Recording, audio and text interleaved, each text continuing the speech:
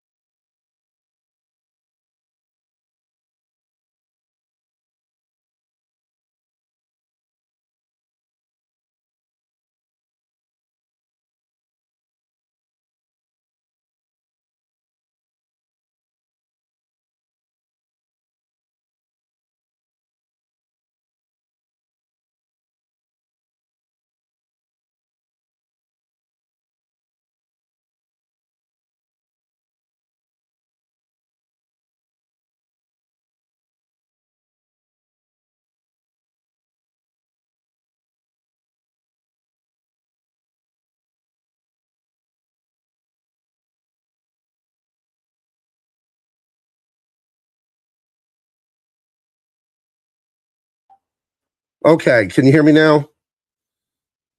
Please put a 1 in the chat if you can hear me. This is stupid as shit. Oh my gosh. Hold on. Can you hear me? If you can hear me, let me know. How embarrassing for the last episode. Okay, you can hear me. Okay, for fuck's sake. I didn't check. This is another thing I love about computers. Man, you guys, that was brilliant what I just said, by the way, for the last 5 minutes. It was absolute brilliance. It was the most intelligent, entertaining, funny thing I've ever said on this show. And it's lost like tears in the rain. But repeat from the beginning. Well, my mic didn't have the red on, and on the screen it didn't have anything. So anyway, it wasn't telling me that I was muted. But then, I checked the mic right now, and it was on the system, like the earphone like thing on the earphone jack, and I didn't change it. Should have been on this mic right here, this guy right here. So I don't know what to tell you. But hey, so what I was going to tell you guys is, it is the last episode. It is the last episode of Double Impact. I started doing this in 2021, I believe, or 2022. We had Shanthan Jetty for like 2.5 years. Really fun guy.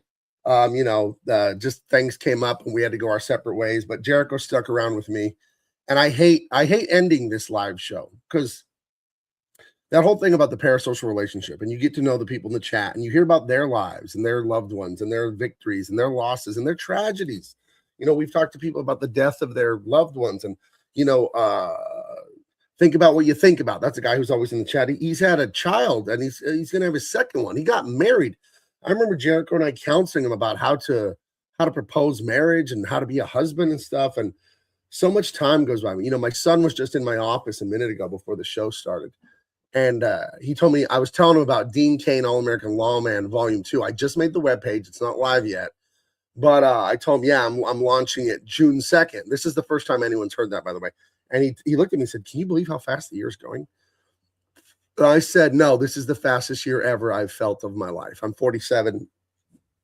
And it's just, it seems like time goes by so fast. But, getting to know the people in the chat, it's just such a beautiful thing. But why am I ending this? Why?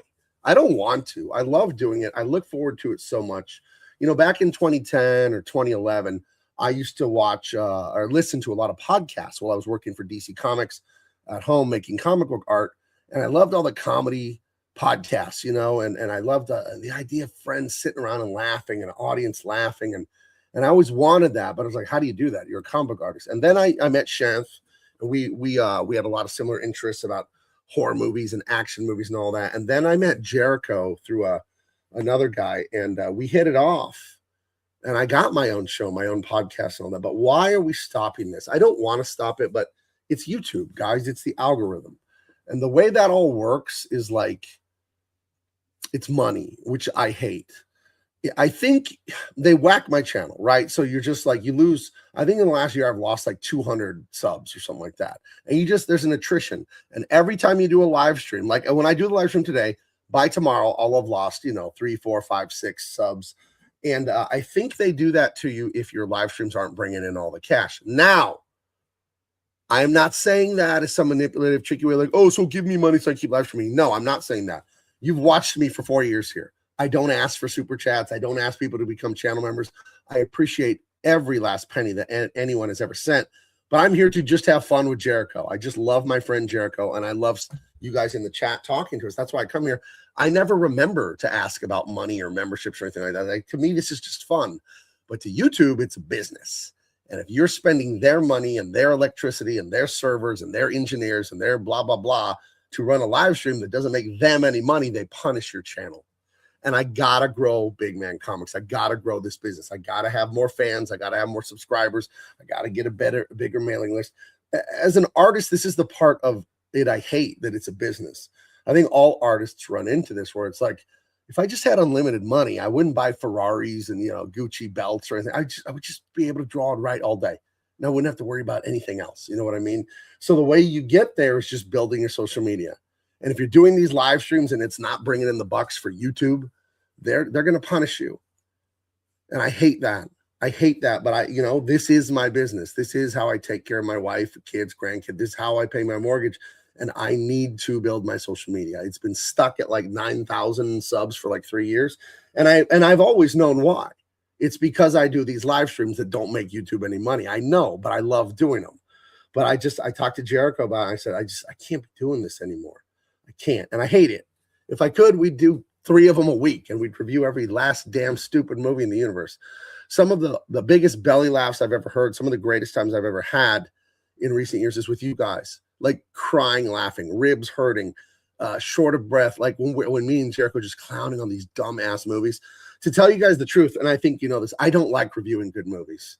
I love reviewing movies that suck. It's a passion of mine. It's so much fun to get into all the voices and all the characters and all that. And I don't know if there's an audience for that, except for you guys. I don't know. We've been doing it for 4 years or 5 years, and the audience, it just hasn't grown much. And that's all on me. That's not on you guys at all. I don't, I haven't taken the marketing and all that seriously. I'm just like, nah, just show up and have fun. I don't posting all this stuff and trying all this, sales funnels and metadata and all this. And I'm facing now in my life, I'm thinking, no, you have to embrace that stuff if you want to keep doing this. I don't want to go and get a normal job somewhere. I worked at Home Depot 25 years ago. No, thank you. Nothing against the people that work there, but I did my time in a regular civilian job, and I want to keep being an entertainer and an artist. So let me check on the chat here real quick. Jericho said he was inhaling dinner and he'll be late, and it wouldn't be double impact. There's no other way to have the final live episode if Jericho wasn't late, because he's always late. Let's go see what's in here. Let's see. You look like you're crying. You're not talking to me, are you? Well, I guess I'm the only one that everyone can see. Everyone else is just in the chat. No, I'm not crying. I was rubbing my eyes earlier. Tony has a little tear. She doesn't like this. This was crazy because it's already ready for. I took care of everything for Comic-Con yesterday. I got my exhibitor badges. I got my pro badges. I haven't paid for parking yet because that's not available for exhibitors yet until the end of May. I'm lining up my pizza party place. Remember, guys, I always have an awesome party the first night or the weekend of Comic-Con at a sexy, swanky restaurant right next to the convention center, because my buddy owns a few restaurants in town, lets me use them for free. It's so generous and gracious of him. Shout out to John Mangini of Basic Pizza and Urban Pizza. And I had Nerdrotic and Chris and Alan from Film Threat, and we got to meet a bunch of fans last year. We've done it. I started doing those parties like in 2012 or 13, and we didn't do them through the shutdown, but we got back to it like 2 years ago. Someone says, stop crying. You guys, see, I'm going to miss this so much. I fucking hate it though. Let's see. By the way, I subbed you. Well, thank you. Bro almost kicked me out. I almost kicked you out? I don't remember that. Was it like something happened between us? Oh my God. Jericho's locked out and he's in the chat asking for the link. It wouldn't be this show if these kind of things didn't happen. This is what I'm talking about. I've got to take this stuff seriously from a business angle, but I'm not here on YouTube for that. I'm here to just have fun with you guys. I look at it in sorry, I'm sending Jericho the link. I look at it in a way where like, this is just about fun. I don't give a shit about, I haven't given a shit about YouTube making money or super chats. I want to make my money selling comic books, but YouTube wants me to make money selling super chats. So fuck, I don't know. So, but when Jericho gets in here, we're going to tell you the plans for the future. The future in the year 2000. Any Conan O'Brien fans out there? When I was a senior in high school, I would stay up till like 1:32 in the morning. Probably because the anxiety I was going through as a child of divorce. But I would stay up and watch that. Let's see. Bro, stop crying. Don't cry, gang. Think positive. Jericho, the link has been emailed, senor. Let's see. Twitch, it would be a great place for you to stream. That's where all the comic book nerds hang out. I know nothing about that. But if me and Jericho could live stream somewhere else and not get like fucking punished and destroyed by YouTube, because it's like, dude, I'm trying to grow this channel. I'm recording all that awesome stuff with. If you guys aren't watching Two Sketchy Guys with Bill Frake, the legendary Disney animator, you're shortchanging yourself. He's an old man. People don't live forever. And the amount of knowledge and love and expertise and just and wisdom this guy has, it's gold. It's gold. I hope he lives another 100 years, this guy. But you should be watching that. Jericho Green, I love you, my friend. Let me introduce you the way that I used to. There he is. He's forgot what I used to say, but I would call you the Midnight Lover, Jericho Green. And then I would say, how you doing, my friend? Great. How you guys doing? Let's see. I think you're getting punished because you're conservative. I don't lean into all the mega culture war all day. I used to talk about it a lot, but I frankly got fucking exhausted of it. And I'm just like, I don't want to talk about, like, it was, and I'll let you talk, Jericho. Sorry, but I have to address that. Yesterday was May the 4th, the Star Wars day. I made a really shitty video talking about Star Wars and just shitting on them. And oh my God, you own Star Wars. You can't make any money because it's all female, communist. And then I just deleted the video and I did a loving, joyful thank you to Star Wars because it was the first thing I ever drew as a little kid, and it inspired me to be an illustrator. And in 2012, I got to be one of the artists on one of the greatest selling. I think this is the greatest selling series of Star Wars comics of all time. Almost, I think the first issue we did over 1 million or something like that. And the blue and white X-wing fighter at Disneyland and Disney World is the one that I came up with in this. So my little boy dreams of Star Wars came true. So I changed the video to that. Just a heartfelt thank you to Star Wars and George Lucas and everyone who came before me who invented this stuff and made the blue and white X-wing that now exists in real life. And I got to be a part of that. Instead of just culture war, like, we get it. The woke, commie, left-wing SJW stuff, I hate it. But I don't want to talk about it anymore. I don't. I've had an ass full of talking about that. Anyway, Jericho, I've been going on and on and on. How are you, friend? Chilling. SJW, that's a deep cut. I haven't heard that in a long time. Right. SJW. Yeah, that used to be all the rage. Yeah, chilling, kids, life, work, social media. So I want to get your take on this. I have to say, I could not, and I mean this sincerely. We fuck around here a lot and joke around because we boys like that. But I'm hedging it because I don't want to be too. I want to be emotional. I couldn't say thank you enough to you for doing this with me for the last like 4 years or whatever, and not getting a lot of views. Or like sometimes I'm like, why are we even doing this?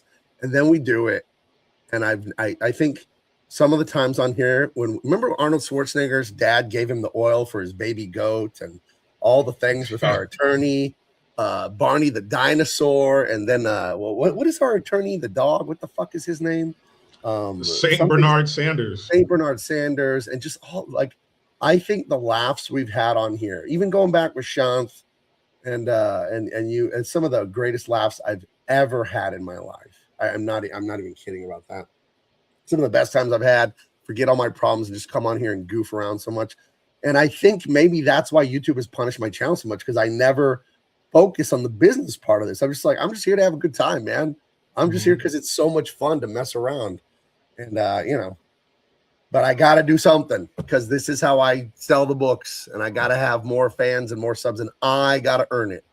You know what I mean? I gotta figure it out. So what are your recollections? What are your memories of doing this? Well, I've always looked forward to it. That's a good sign of whatever you're doing, whether it be work or whatever, or a channel getting together, something like this. As long as you look forward to doing it, and that's good, and that's always been the case. Just some of the movies, I've seen a lot of movies doing the show that I've never seen before. Right. Even though some of them might have been like cult classics or whatever, I just never saw them. But I saw them here, and then I'm a firm believer that that we're all watching the same movie, we just have different seats. So even though we would watch the same movie, we all got something different out of it. We all got a lot of the same things out of it, but different angle, different points in life. You've seen a lot of these movies as an adult. I've seen a lot of them as a kid. So it's kind of, that photo is taken, that cement is dried, so to speak, when you see it for the first time, whatever age you are, whatever angle you saw it from, that's it. That they're your first time. That's it. However you felt about it, the build up to it, or maybe no build up. Like for a lot of the ones you saw as an adult, you didn't see the pomp and circumstance, the full page ads in the newspaper, the commercials, the fucking meals, Taco Bell and McDonald's that correspond with it. For some movies, you saw that, but for some of them, the ones you saw as an adult, maybe, you didn't see that part of it. So that was always cool. And then sometimes some movies, I don't remember which ones right off the top of my head, but some movies I was like, oh yeah, you're gonna like this one, and then you're like, man, I didn't like it. I'm like, what the fuck? I How have could to you admit not? I gotta admit a secret to you that I've held because I don't want to upset you because you loved it, and it sucks when you love something and someone else hates it.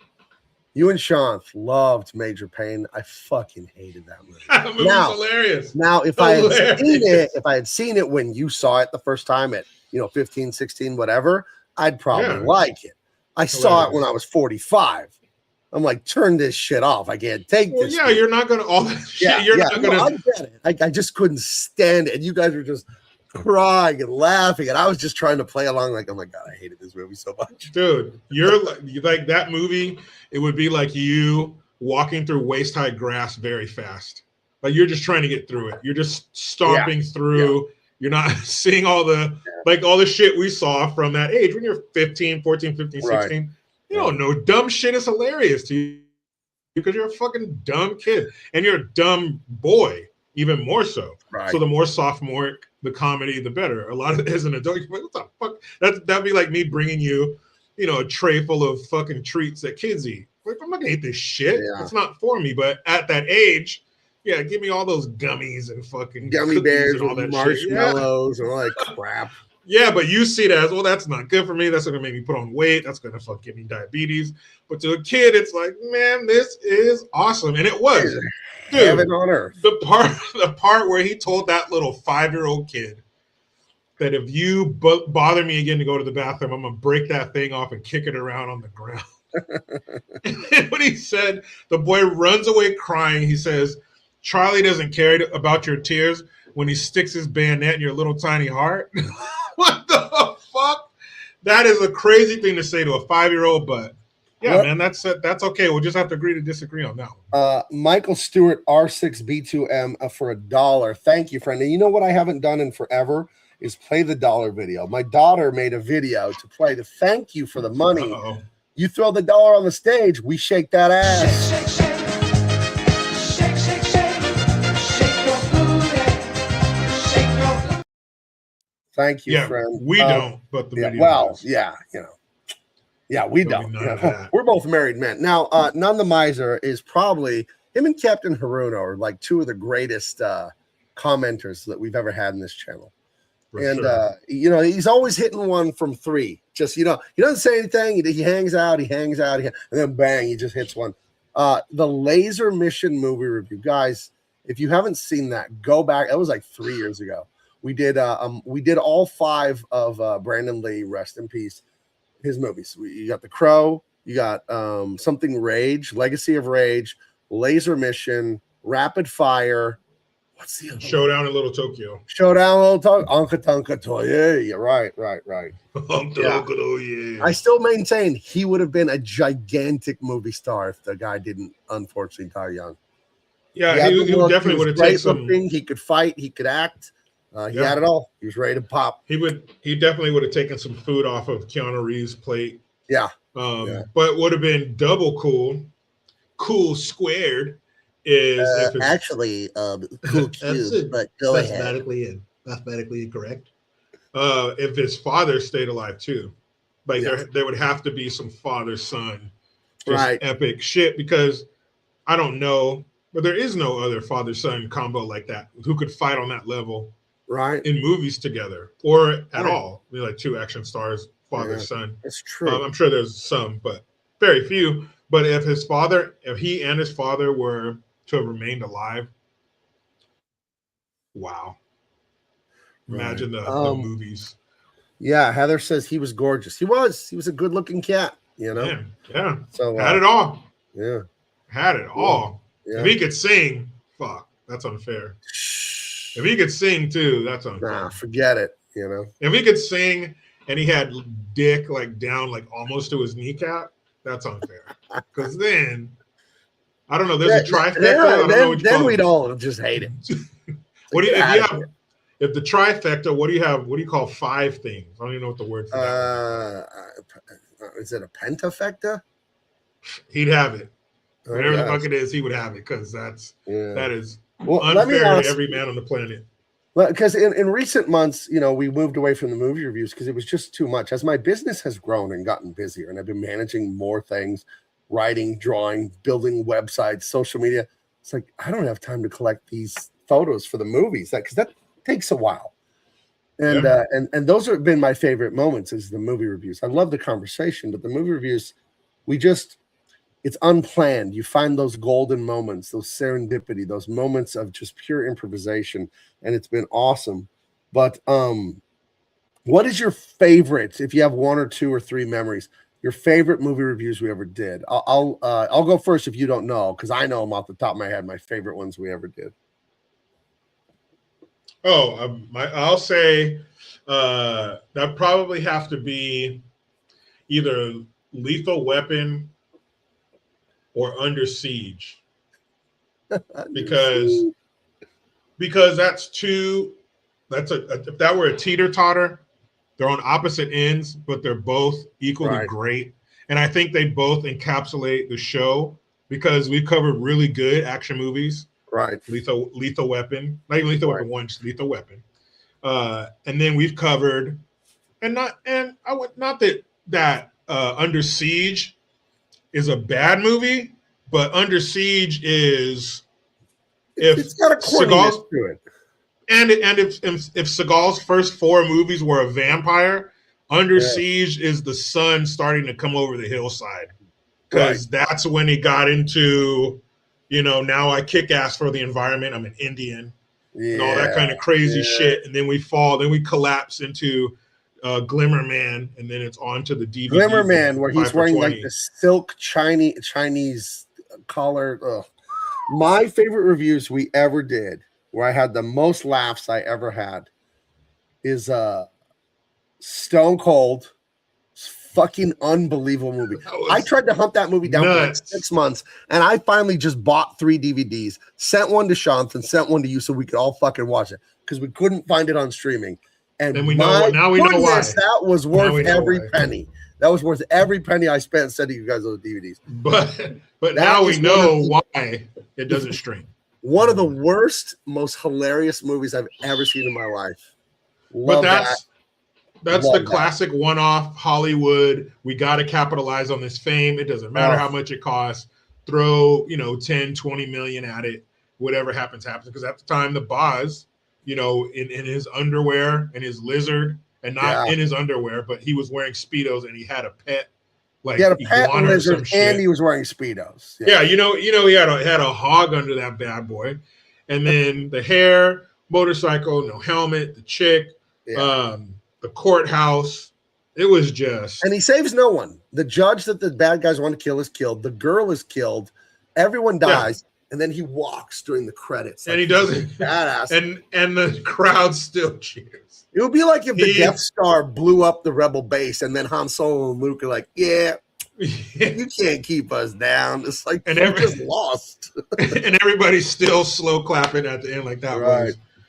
That was amazing. That movie was if you send your 5-year-old to pack for you and you have 1 minute to grab everything we need, sweetheart. And it's a box of cereal. It's one shoe.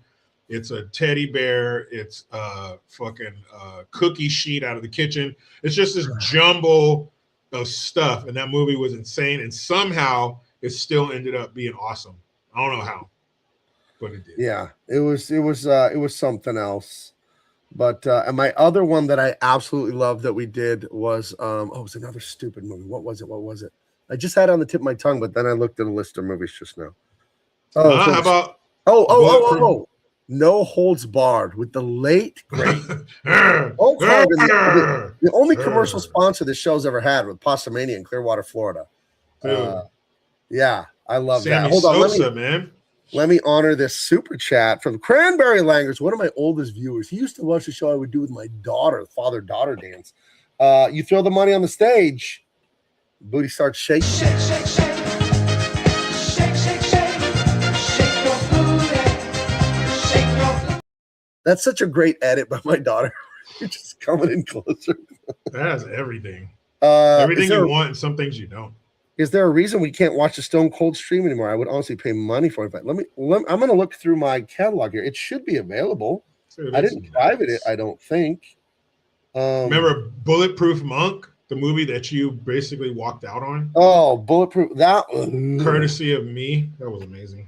Yeah, that was one of the worst things that I've ever. I don't even know what the hell that was. I don't even know what the hell that It was a waste of money for No, the that was- studio. That's what that was. That movie was Stone Cold. Stone Cold. That had to be almost 4 years ago we did that one, right? Yeah, that was long ago. Very long time. I'm going back. I'm looking for it. Jeez. Could you? Long ago. Yeah, tell them something while I'm looking, please. I gotta find it here. Let me see. But yeah, I mean, there's so many great action movies, and when we were doing the first 5 series, awesome. And I think a lot of some actors are fortunate enough to have many good movies after that. They all don't get out unscathed. Everybody makes a turd or two. Right. But in the action genre, like a Stallone or a Schwarzenegger or something like that, I mean, man, some of those movies are awesome. And there's so many out there. I mean, we could probably go on for years and years doing this. Oh yeah. And never do a movie again twice. But we got all the. I think we didn't leave anything out on the field. One I always wanted to do that we never did. I never got to do Romancing the Stone, one of my favorite movies of all time. I don't see Stone Cold on here. I think I got copyrighted on Stone Cold because I played so much footage. I think that's what it was. And I had to just take that stream down. But if you were there, I guess that'll all go down in history as you had to be there for the Stone Cold stream. I think it's privated on my channel now. I don't think I deleted it. But I think I vaguely remember like YouTube was like, you played footage from this, so now you can't monetize it. It wasn't a strike on my channel, thank goodness. But I think they didn't like what I did there. So Yeah, it had to be done. None the Miser. You wanted to review Weird Science, and then you watch it, refuse to review classic WWE. I refuse. That woman was like 23 years old kissing a 15-year-old for really real kissing him. No, Hollywood. No, I will not do that. How dare you? Just because That's wild. I thought she was hot when I was a kid, that doesn't mean you go through with it. Dude. Stupid. Dude, they couldn't get another 15-year-old girl, 16-year-old to play the part and kiss him? 1986 Kelly LeBrock is a 1 Planck unit, which is the smallest unit of measurement, maybe quantum foam. She is that close to Cindy Crawford. She's there. She's 1A. Cindy Crawford is 1J. We're talking babes from the 80s, late 80s, early 90s. You got Kelly LeBrock and Cindy Crawford. That's a pick'em. That's a pick'em for me. No, Cindy Crawford, like if Cindy this Crawford, were some kind she's got her. She's got her by, No. If this were some kind of like Sistine Chapel painting, it would be Cindy Crawford ascending to the heavens, and then Kelly LeBrock would be like reaching out with her fingertip to just just touch her heel. It's not even close. Cindy Crawford versus Kelly LeBrock. If you're going 80s movies, yeah, Kelly LeBrock is up there with your Phoebe Cates and whatnot. But if you're talking power, star power, gorgeousness, the gorgeousification of that decade, or the 80s and the 90s, if you want to go there, especially the 90s, that's when Cindy Crawford was entering the Earth's atmosphere, and she was the nose of the space shuttle. You know how hot? She was those tiles on the belly of the spacecraft that get like 2,500 degrees. Man, Cindy Crawford was too fucking hot. Yeah. You know how many socks were encrusted? Yes. Because of Ms. Crawford, who I don't know if she got a scholarship or she was just accepted, but she went to Northwestern for like a semester and then was like, oh, I'm fucking hot. I'm out of here. And then she went to Northwestern and she walked into the bathroom and saw herself in a mirror. She's like, oh, I don't need a degree to be rich. She's like, let me give these books to somebody who can use them. I am so sorry. Yeah, no, I'm sure that the book was interesting. I just don't need to read it though. I just don't have to read it anymore. Yeah. Holy hell. Yeah, when she realized that, she was like, oh, let me get the fuck out of here. Let me get out of Northwestern. That feels in the Midwest. Where is Northwestern? In the northwestern part of the country? I don't it's think near so. Chicago, right? Yeah, no thanks. She's too hot for Chicago. She was Oh. almost too hot for America. Yeah. But I'm nobody's looking on too my hot for channel and I America. can't find a Stone Cold video even privated. I must have deleted it, which looking back now, that makes me sad. Forced deletion. Oh, I think I deleted it because they didn't like, I think I played some of it and they're like, hey, you can't do that or whatever. So I'm looking for it. But Sorry. isn't that just bringing attention to their creation? You would think so, right? What the fuck? We're bringing eyeballs to your shit. Do you know one of my most do you want to know the most viewed episode of Double Impact ever? It has 263,000 views of this show. And it's double impact. And all it is people from third world countries Googling Double Impact on YouTube trying to watch the Van Damme movie. And then they watch 10 seconds of my channel and leave a dirty comment like, this isn't the movie, you fucker. And too late, bitch. Got it. Yeah, but it was in the algorithm for quite a while, that episode. And it would get like 10,000, 10,000 15-second long views per day. Very funny. Thanks. So no, the Bruce Lee series was awesome.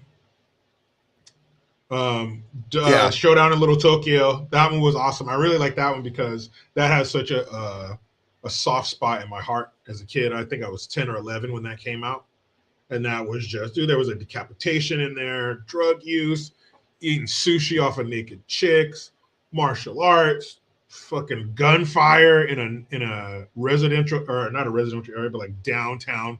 They're just letting off fully automatic weapons like in the storefronts. It was everything a young man, a red-blooded young male would want to see in an action movie. It was fucking awesome. So when we watched that or reviewed that one, that was pretty fucking cool. Yeah. Rapid Fire was another one. I was like 12 when that came out. So there's just a bunch of them that were cool. Those were the days. Those were the days. GoldenEye, fuck that movie. Oh, GoldenEye. That still had she's another one. That model that I liked. And you guys like the boring blonde girl. Yeah. Nah, you're wrong. It's like, hey guys, I like vanilla ice cream. Like but when the vanilla's made with like it was world's finest vanilla ice cream. Vanilla beans. There's nothing. No, you can't just say no, because then you're putting like fucking Safeway Select vanilla on par with like some super premium. No, we'll give her Haagen-Dazs with its made up word. We'll give her. Okay, if she's Haagen-Dazs, then fucking brunette chicks are fucking Briars or Dryers. Which one? No, what are you? Dryers or Briars? Okay, Ben and Jerry's. Cindy Crawford's a brunette. Fucking Ben and Jerry's. Cindy Crawford's a brunette. So you just contradicted yourself. No, I'm not saying that there are no hot brunettes. Of course there are, but I'm combating your belief that blondes are. That's ridiculous. You ever heard of Pamela Anderson? That woman, Pam. I never got the Pam Anderson, the Jennifer Aniston thing.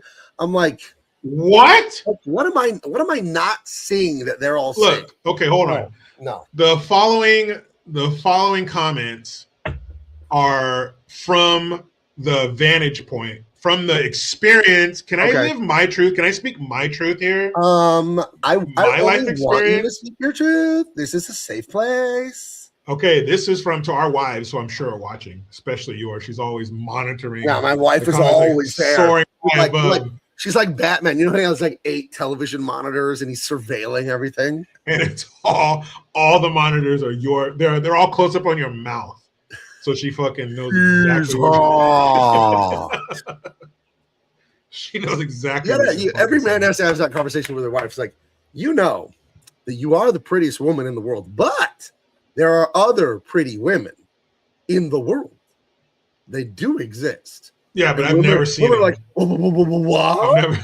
I've never seen them in their whores. Like, I know that I'm tall, dark, and handsome. I am aware of the effect I have on women, but I'm also aware there are other handsome men in the world. I'm aware.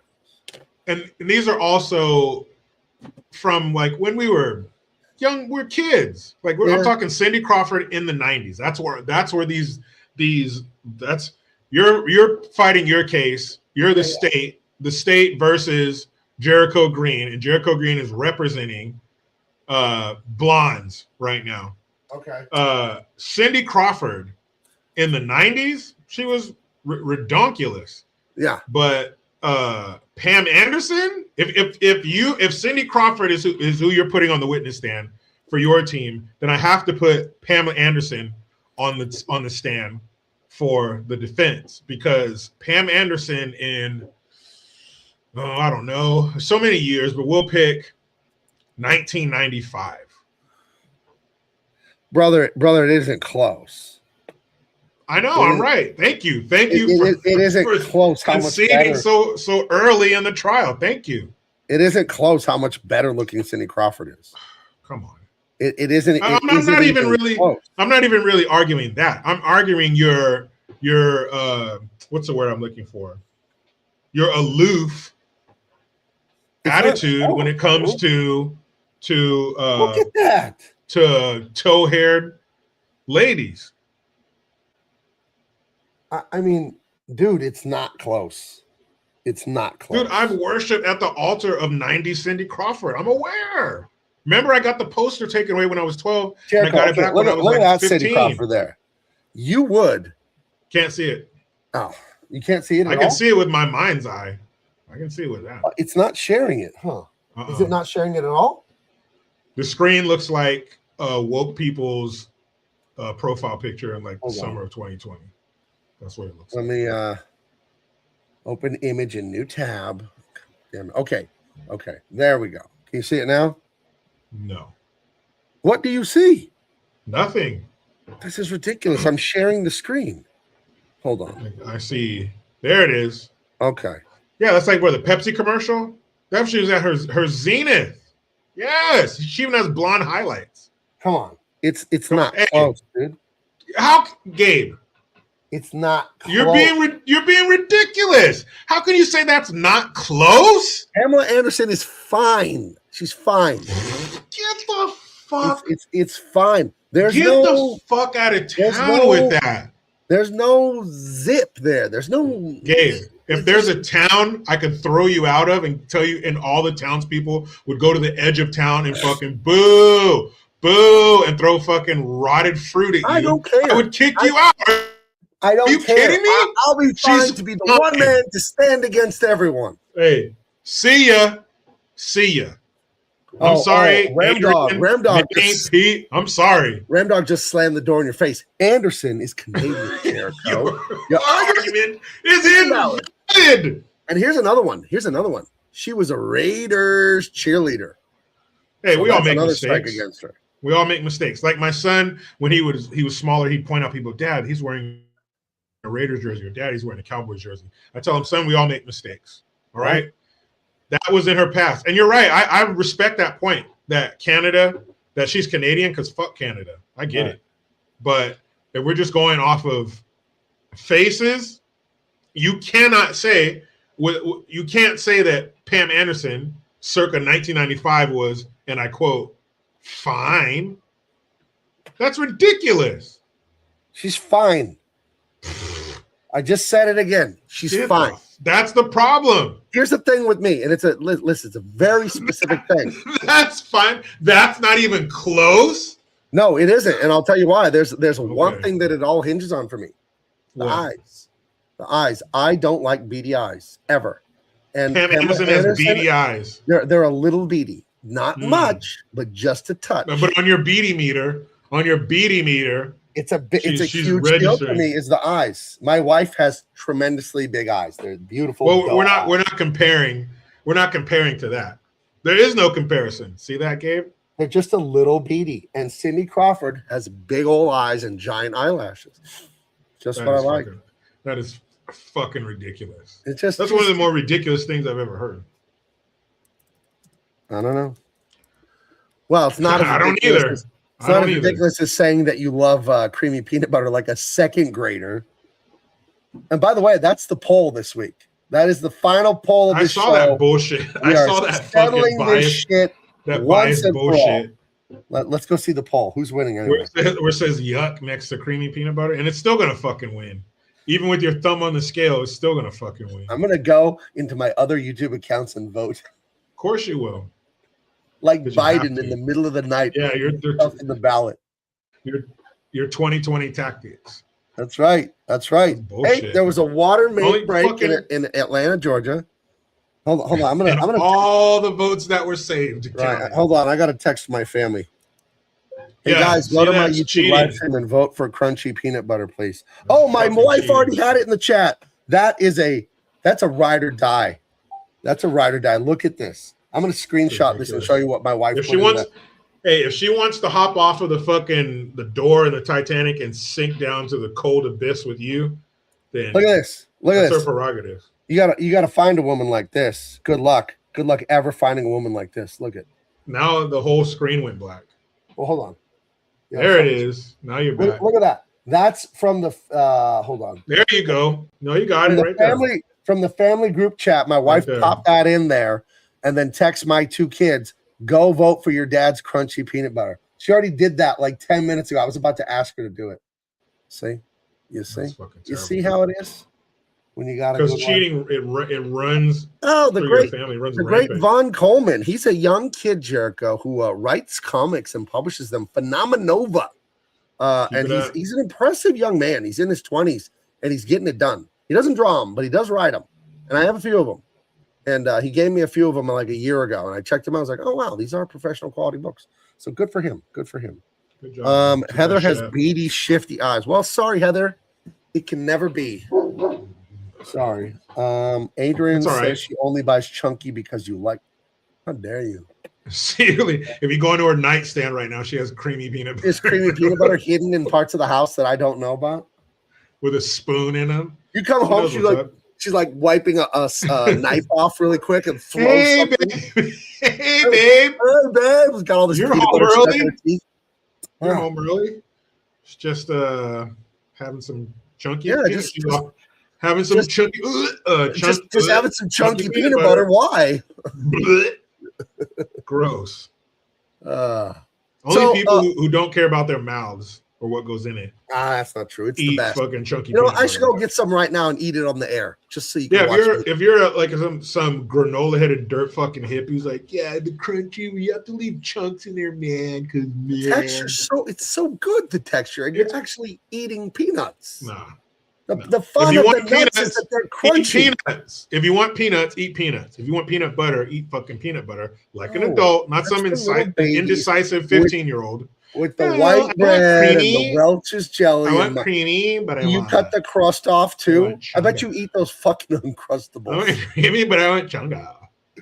You're an indecisive fucking it girl Yeah, in high school. yeah, That's what creamy you are. peanut butter. Ugh.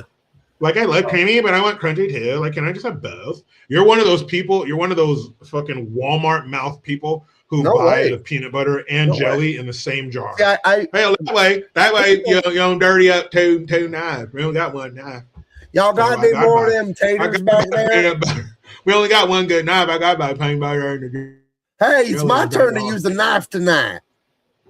Yeah, those are the kind of people that eat chunky peanut butter. That's not true. Hey, somebody come Chunky move this peanut butter, transmission. it I'll take costs a bath. more. Dude, it costs more. It's more. It's the more Mama, premium product. Mama, next time you kiss me, don't put your tongue in my mouth. Those are chunky peanut butter eaters, where there are no branches on their family No, tree. I think it's the crackhead and meth head who burned all their teeth out who have to have the creamy peanut butter because they no longer have teeth. No, That's what I it's the crack smoking, Prove dick those are your sucking real teeth. Prove it right now. tweakers. Prove those are are real. the crack sucking, dick smoking tweakers. That's the only thing they can eat that reminds them of solid food. Man, hell, I got left in my crunchy peanut butter. Sometimes I'll take a Here's the scoop thing I of it on wonder my about mom's peanut butter, birthday, though. and I'll put it in her ass and I'll eat it out. Oh. You think Eat peanut it butter eat it could, right be, out of mom's asshole. could peanut butter ever be too crunchy? That's the Because if you're going to put crunchy peanut butter in your mouth, you might as well eat it out of your mama's asshole. question. You first. You first. And One thing that is how you take it too far. that is a masterclass in taking it too far. Brought to you by Jericho Green. Thank you. One thing I wanted to say a few minutes ago, because we've been keeping the people in suspense. I talked to you about this yesterday. Jericho didn't know about this final episode and my new plans for the future, but I'm sure you guys all want to know. You're on the edges of your seats. We're not going anywhere, me and Jericho.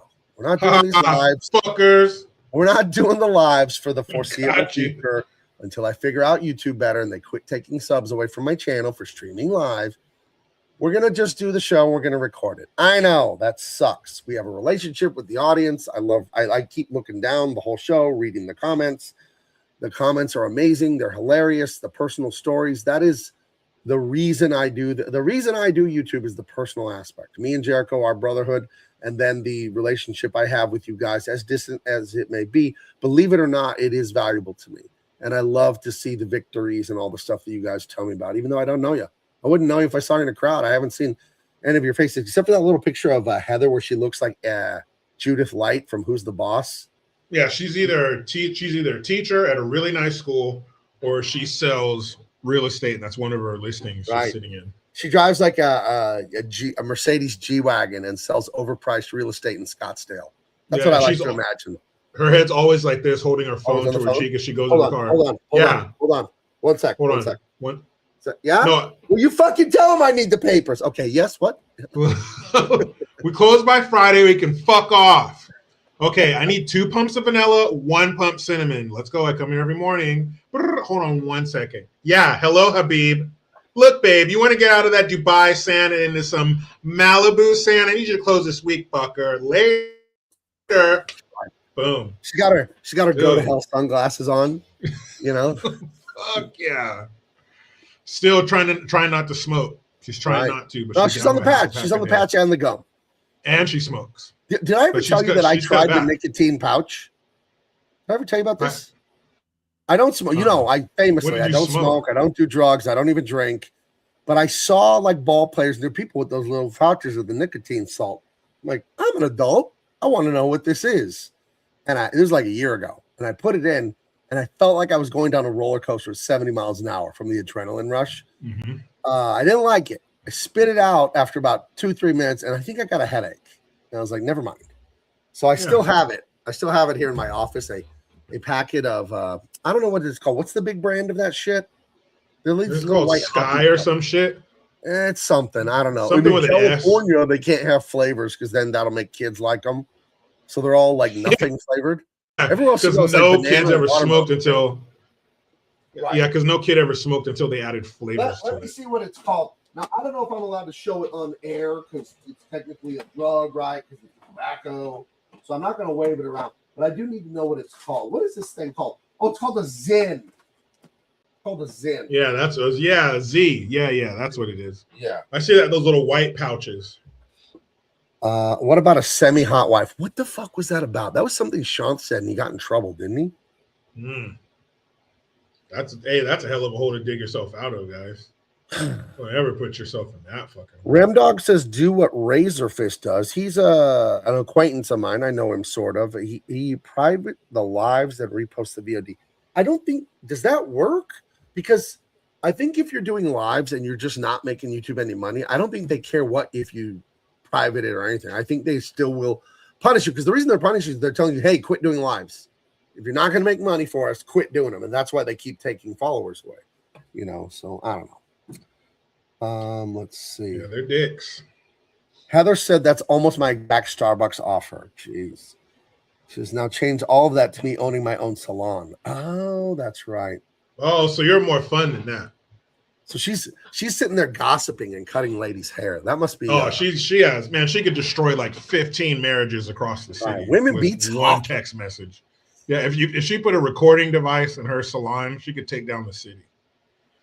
She's like one of those crime bosses who has a safe somewhere with all these recordings. There's a senator, so-and-so, mayor, district attorney, chief of police. Like she could destroy the power structure of whatever city she lives in just off of what she hears in that salon alone. A few people in the chat have suggested we go to Twitch. Do you know anything about that, Jericho? I thought Twitch was like a bunch of weird Zoomer kids playing video games.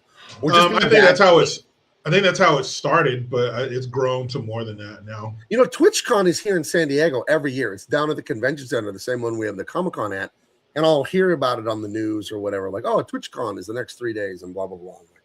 I don't know. What kind of numbers if they're doing the kind of numbers as far as attendance that Comic-Con does, well, there might be something to that. Yeah, who knows? Because Comic-Con gets what, like 150, 200,000, something like that. Yeah, Heather says there are comic book nerds on Twitch. But Heather, you've known me for years now. I'm not a comic book nerd. I'm an artist. I don't mean that to be pretentious. I love making comics and writing and drawing, but I'm not like arguing about how the transporter works on Star Trek. I've never understood.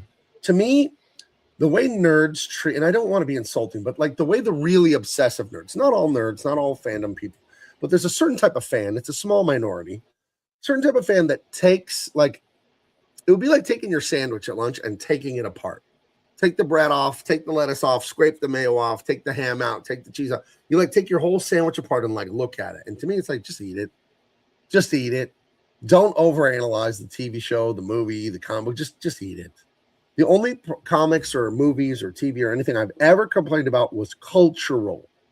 It was never quality that I complained about. There's always going to be bad books, movies, TV, comics. There's always going to be bad ones. And if you spent your time complaining about bad ones, you couldn't do anything else because there's a lot of bad stuff. A lot of artists make bad material. The stuff, and this is 1,000% true. You go watch every live stream I ever did, everything I ever post. I only complain about morality. That's what I call bad. I don't care if something is like quality bad, that sucks, but I care if it's giving bad messages to kids and families and all that. That's what I don't like. Mm-hmm. So, Kramer Langer says for Twitch, you don't have to be gaming. It's got just chatting and stuff. I mean, it's worth a look. It's worth a look, but especially if you we'll can see. simulcast For now, it. for now, the plan is to do what I'm doing with Bill. I'm going to meet with Jericho once a week at a time convenient for him. We're going to record like an hour, hour and a half, and then those will be posted as Double Impact, the recorded edition. I know. We want the live chat. What do you want me to do? Call someone at YouTube and complain on my behalf then. So, and because Jericho, you used to do lives every day, didn't you? 6 days a week. Yeah, but I met you were doing that. What do you do? One now? One a week, maybe? Yeah, I do one on Fridays. Yeah. So that sucks, because they're fun. Lives are fun, So Yeah, I just don't have the time to do them now. Yeah. I mean, that's 2 hours, 6 days a week. Let's see. Asmon Gold makes a fortune on Twitch. You don't have to be the nerd, but you want the nerds to buy your stuff. Oh, for sure. Yeah. And you don't want to insult the audience and say, oh, why do you like this? Why do you like that? But I'm just saying I'm not that way. When it comes to Star Wars or Star Trek, I never just overthink it. It's just like, it's fun. It's for fun. That's what it is. Mm-hmm. I just don't want them telling kids perverted stuff. That's the only objection I ever have. Quit telling kids nasty stuff, you weirdos. So, I don't know. But yeah, thinking back on the different guests we've had, I love, of course, we love Dean, Matthew Marsden, our Brit friend. Oh yeah, who stood up for that breakfast they serve over there? That was weird. Right. Remember we found out when we were looking at British food with Matthew that they had a toast sandwich. It was a slice of toast with a thinner slice of toast and then another slice of toast. I shit you not. It was a toast sandwich. So bread.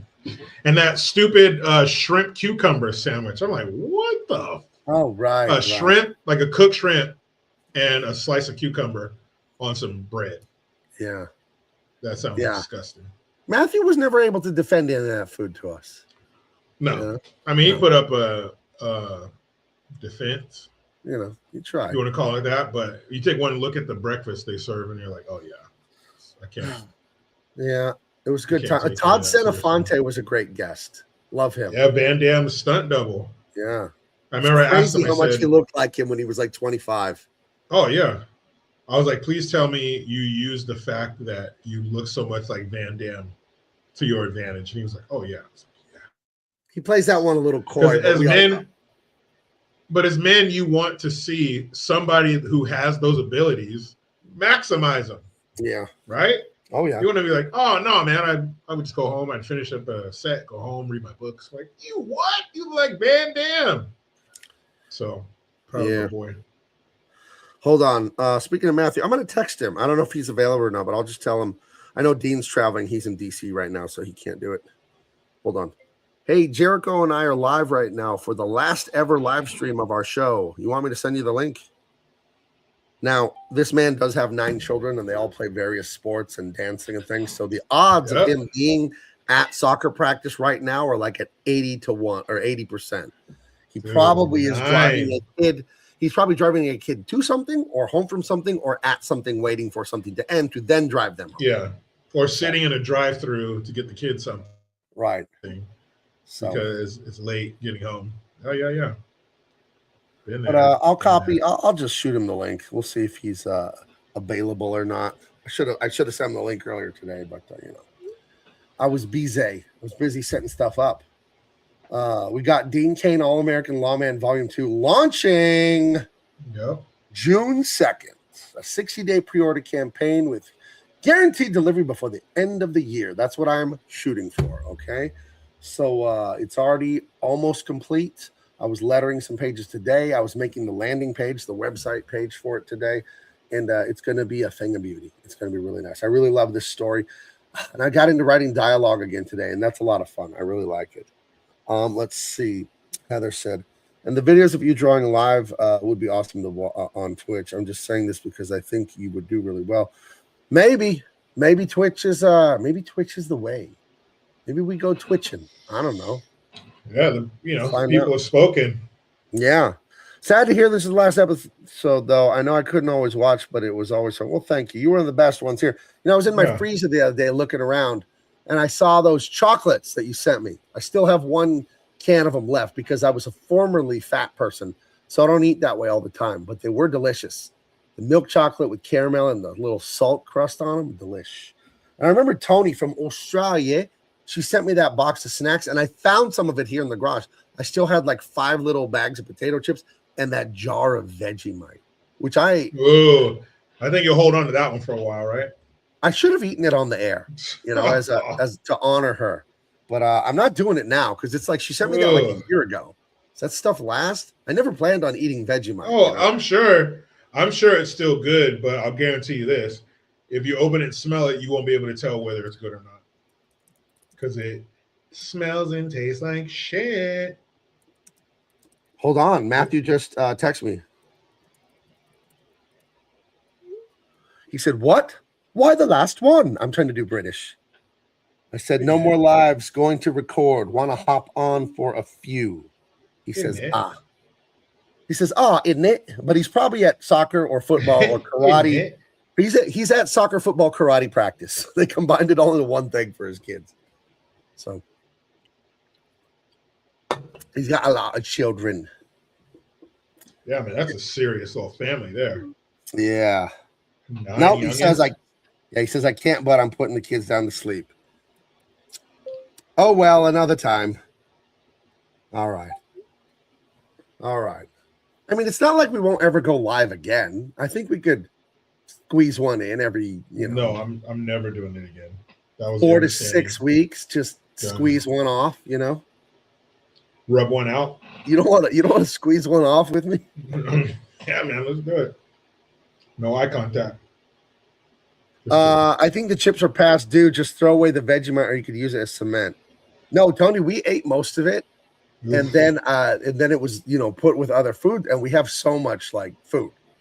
We got a lot of food here, and I was cleaning stuff up, and I found the box shut, and there were still like 4 or 5 little packets of chips, and these crackers called Shapes. They're actually quite good, but it's a stupid name. They're called Shapes. Why are they called Shapes? I don't know. Shapes? Are they different shapes? That was the name of the cracker. It was a shape. Vegemite is never good. He's not a Cockney. Oh, hell no. He's not a Cockney in a Dickens novel, isn't it? Isn't it? You know what I've gotten into in the last month? I've gotten into British crime. Like British crime movies from the 70s. Go watch Get Carter with Michael Caine. Go watch that. And then there was another one with Bob Hoskins from Roger Rabbit. He plays this awful London mafia boss. He's really bad, dude. But he's like Cockney, though. Like, that's his fucking thing. Yeah. What was that? Yeah, what was Bob Hoskins in? What was that movie? Who Framed Roger Rabbit? Oh, The Long Good Friday with a gorgeous Ellen Mirren. She's a bit of all right. Jeez. Peaky fucking blinders. Yeah, but I watched about 4 or 5 British crime movies. They were bangers. I saw Oliver Reed one the other day, and he's something else. That was a crazy ass movie. What the hell was that called? But I have my AI Grok. I have a pinned thread where we talk, and I have it suggest me crime movies. and it suggested me about 8, and about 6 or 7 have been amazing. One of them was total shit, and I hated it. But it has shown me some bangers, and I'm in love with 70s crime movie.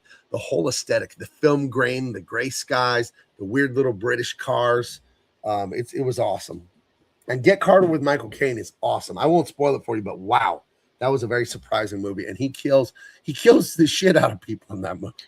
Get Carter. Ignite your fucking do. Yeah. That's like growing up here in America. Those are the only two kind of British people there are. It's either the chimney sweep from Mary Poppins, or it's fucking British royalty. Right. That's Oh it. yes, my dear. We have. They sort of sound like Thurston Howell, even though he was American from Gilligan's Island. We kind of imagine that. Oh yes. I love that the way. Or fucking hello. I love the way the king, I think he's King John, laughs in the Robin Hood Disney cartoon. Aha, aha, aha. That's all British people who aren't Cockney, who aren't, soot-faced chimney sweeps. That's how they all are. They're very posh. Oh, of course, darling.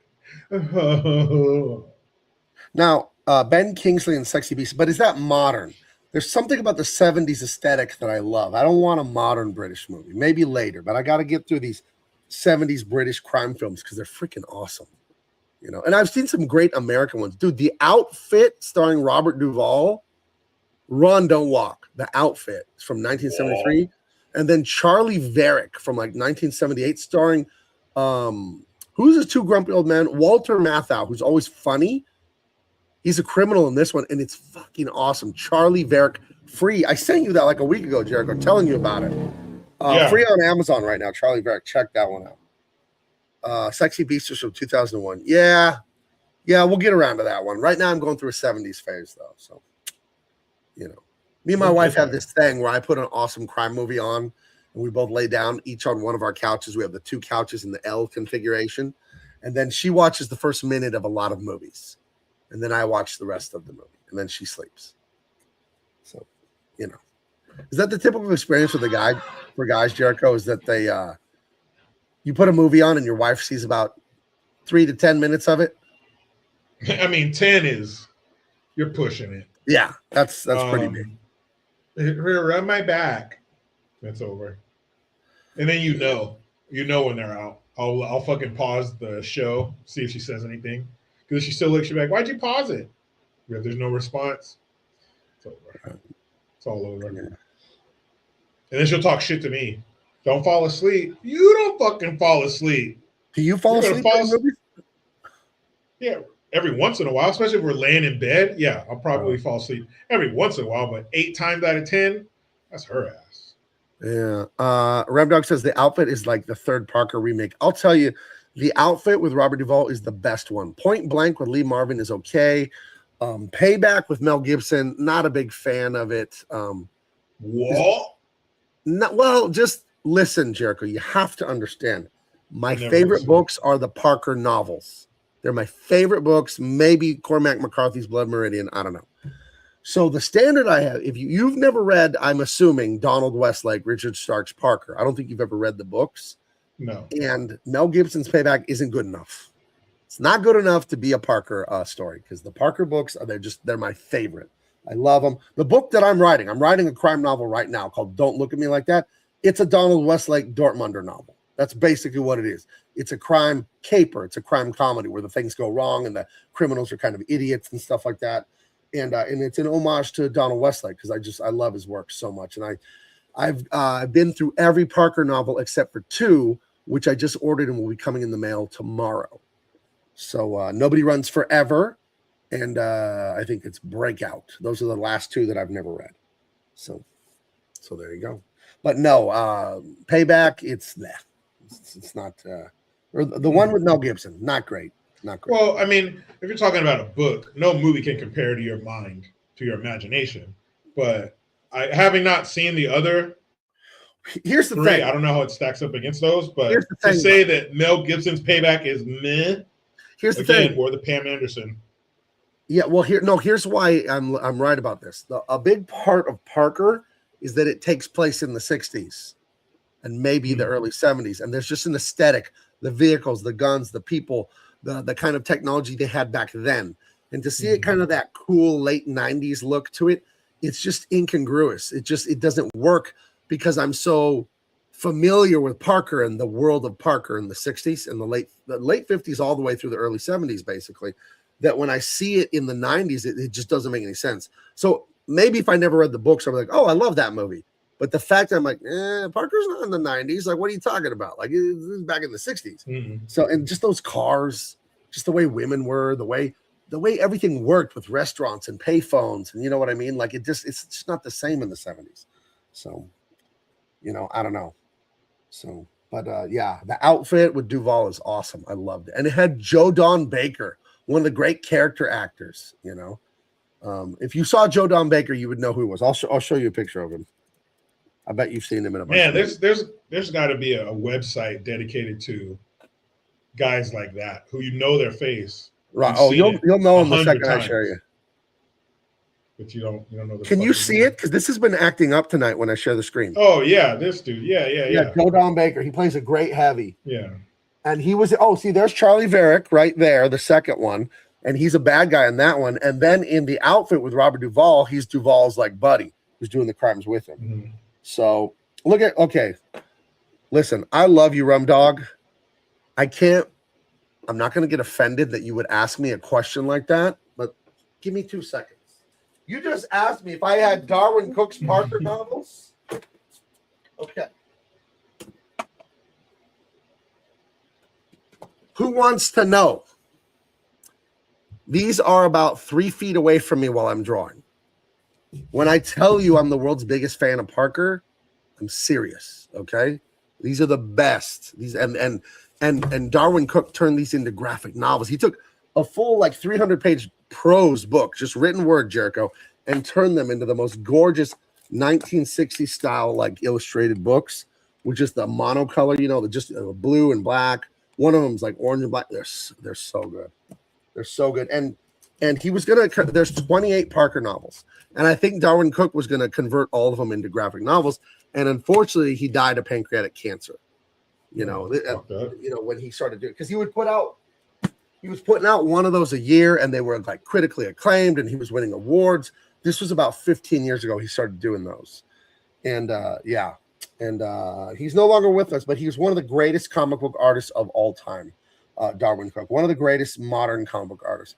He had this sense of aesthetic, this sense of style, and he had that whole cool 60s thing going on, and not the hippie thing, but the straight that look. The engineers have the thick black framed glasses and the button shirt and the black tie and all that. I don't know, Darwin Cook. I didn't know him, but a lot of people I know and were friends with knew him, and he was just one of the greatest comic book artists ever. And he was just his own guy, man. I'll show you a gorgeous piece he did. Yeah, when did he die? He died at 53. What year was that, though? I don't know. Damn, that's young. Yeah, well, I mean, he got pancreatic cancer. It's very sad, very sad. But he was an award-winning comic book creator, just one of the best ever. Here, I'll just throw this over here and we'll do. I am a comic book guy. Let me show you a little comic book art. One of my favorite artists, absolute favorite, is Darwin Cook. He just kicked ass.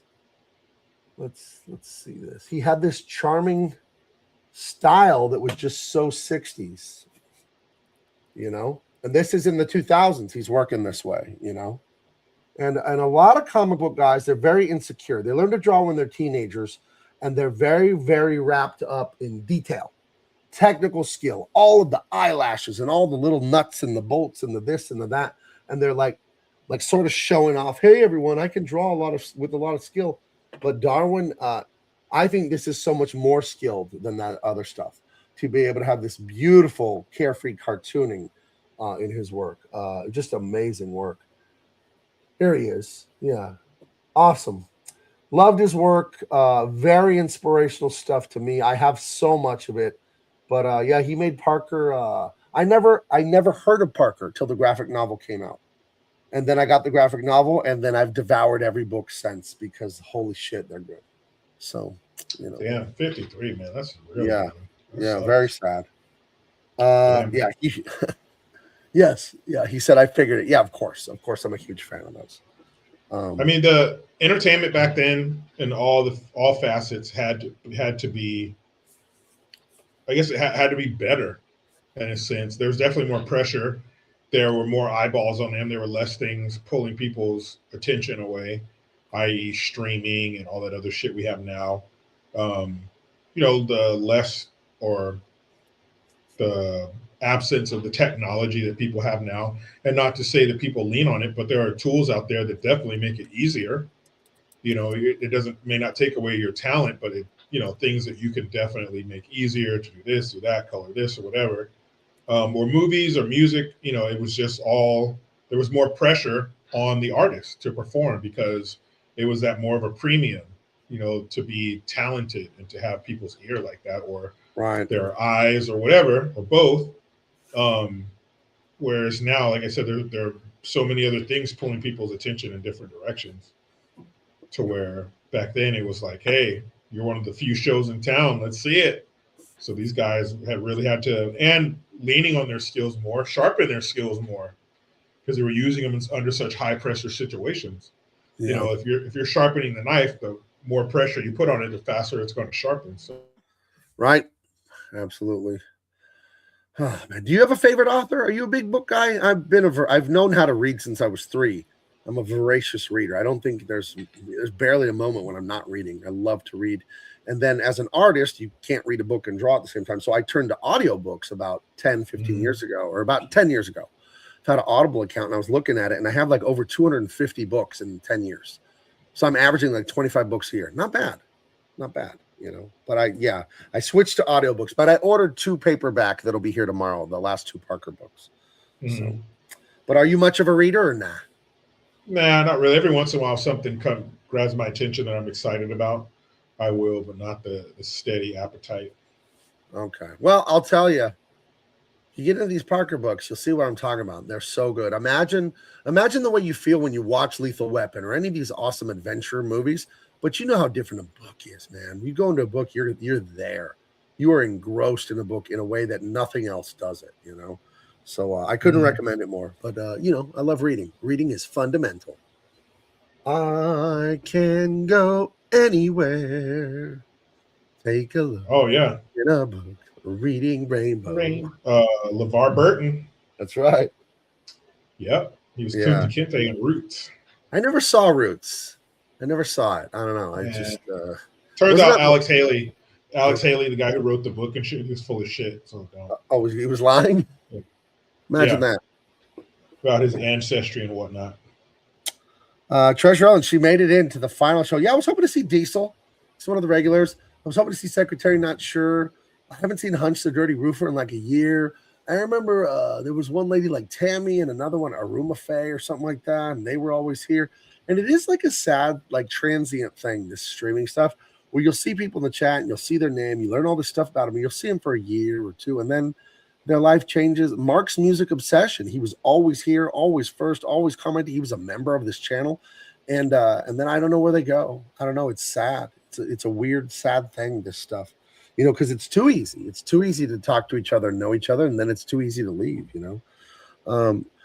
The older I get, the more I appreciate Louis L'Amour. I've never read a Louis L'Amour Western, but I love me a good Western.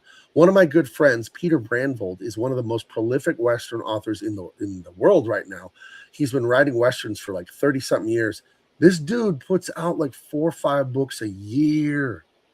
Oh my gosh. Every time I would go to his house to have dinner, he would like give me new books. Like, oh yeah, this one just came out. This one just came out. Like, how are you writing it? I'm writing one novel and I've been writing it for like 3 months. I'm like, well, I stopped writing because I was writing something else, but my goodness. Let's see. Cash Bandit 417. Hey, Chad, not to be random, but all my Tinder hit-ups are short, fat, trailer park married women. Sorry for being random. Yeah. I need to stop taking shirtless photos. Listen, I'll give you some advice.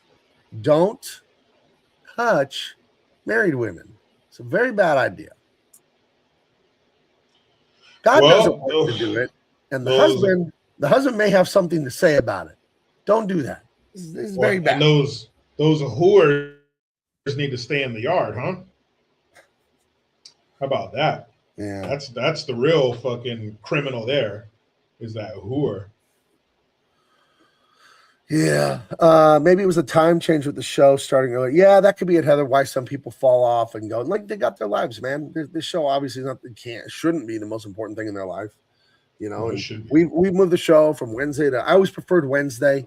I always preferred the damn show late. I preferred the show Wednesday at 8, and the reason why is I'm a worker.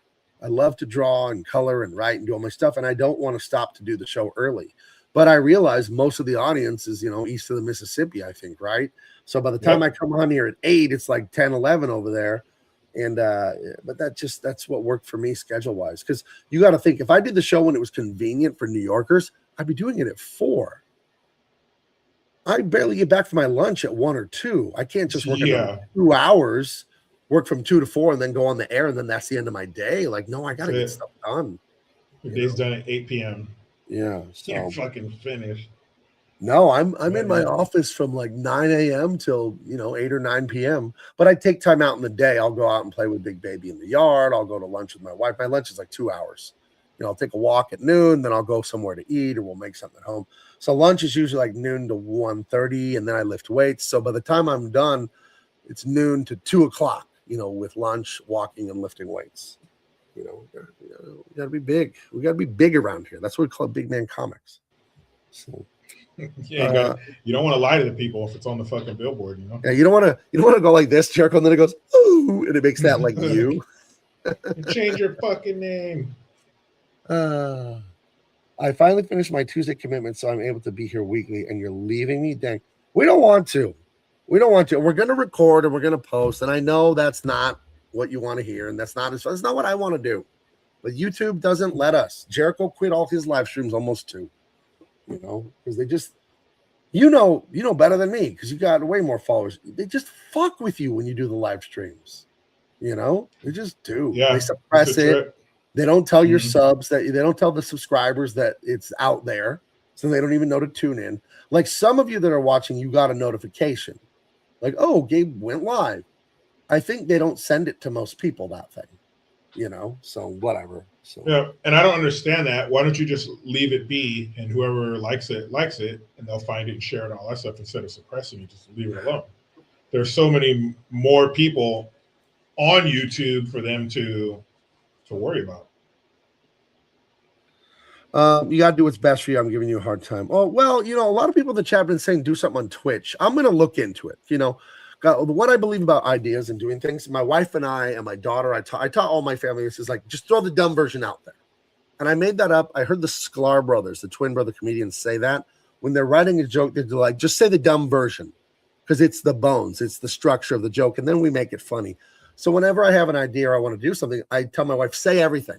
Say like just the stupidest thing just to get it out there, look at it on the table. And go, okay, that's dumb. We don't want to do that. But say it. So like maybe Twitch is stupid and me and Jericho would never want to do it and we would hate it. Maybe we'd start doing Twitch in a few weeks and we'd love it. I don't know. But it's everything's worth looking at. If there's an audience and you can have fun talking and you can make some money and grow your social media, okay, maybe, this is the world we live in. You got to try all kinds of stuff. So let's see. When you record, when you upload a record Premiere, isn't it the live chat's open? It is, but I don't hang out for those. Like I didn't sit in front of my computer and like, oh, I'll be in the chat with them when the Premiere is there. You know what I mean?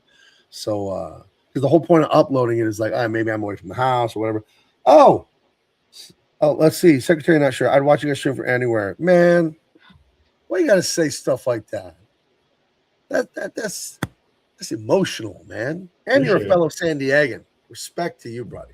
Hey, did you see my video about Peterson's Donuts and Mi Rancho Market? Secretary, not sure. It's both up in Escondido.